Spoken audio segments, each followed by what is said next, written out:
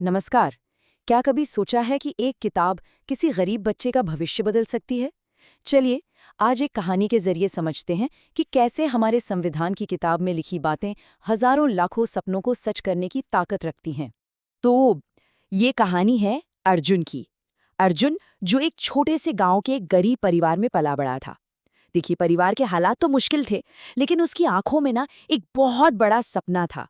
तो हुआ यूं कि एक दिन स्कूल में टीचर ने सभी बच्चों से एक बहुत ही आम सा सवाल पूछा, तुम सब बड़े होकर क्या बनना चाहते हो?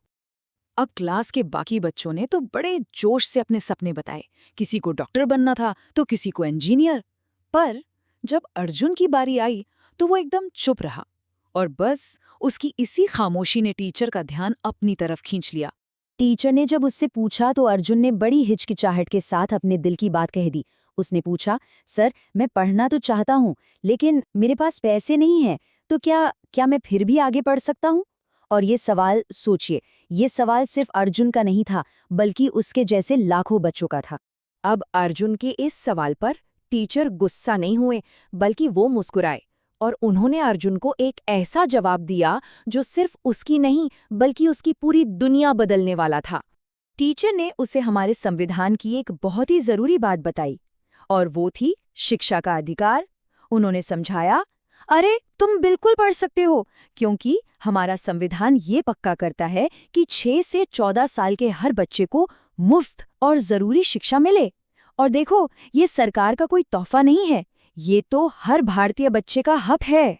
ये जानना कि देश का सबसे बड़ा कानून वो उसके साथ खड़ा है, अर्जुन की आंखों में एक नई उम्मीद की चमक ले आया।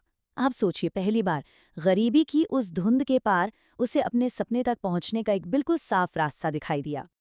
लेकिन हाँ, रास्ता बिल्कुल आसान नहीं था। अर्जुन ने तो जैसे दिन को रात और रात को दिन बना दिया।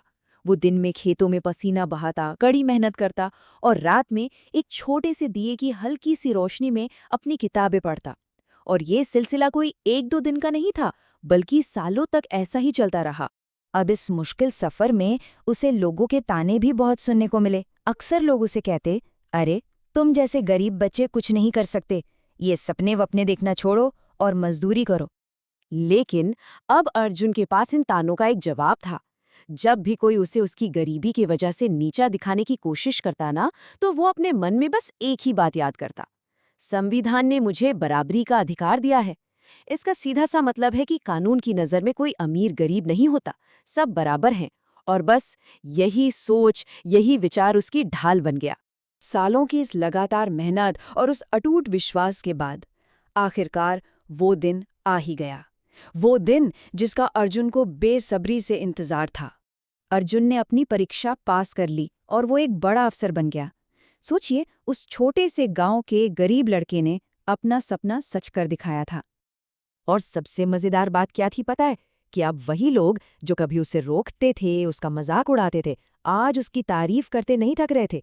सही में उसकी एक कामयाबी ने पूरे समाज का नजरिया ही बदल दिया था।